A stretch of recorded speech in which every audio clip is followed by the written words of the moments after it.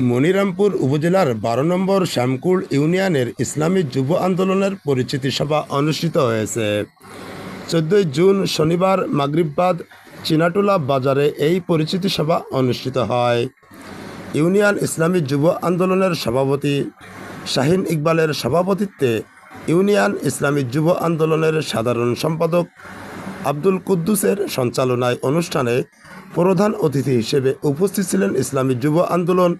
মনিরামপুর উপজেলা শাখার সভাপতি মাওলানা ইমদাদুল ইসলাম, উপজেলা ইসলামী যুব আন্দোলনের সহসভাপতি ডাক্তার আহসান হাবিব, উপজেলা ইসলামী যুব আন্দোলনের সাধারণ সম্পাদক ইমদাদুল ইসলাম, ইউনিয়ন ইসলামী আন্দোলনের সভাপতি বাবর আলী, শ্যামকুল ইউনিয়ন যুব আন্দোলনের সহসভাপতি আব্দুর রহিম,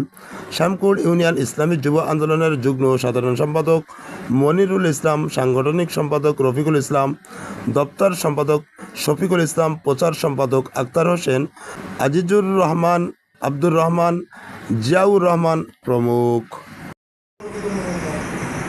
এজন্য আমাদের ভিতরে দাওয়াতও আছে, তালিমও আছে, তাজকিয়া নফস, এই তিনটে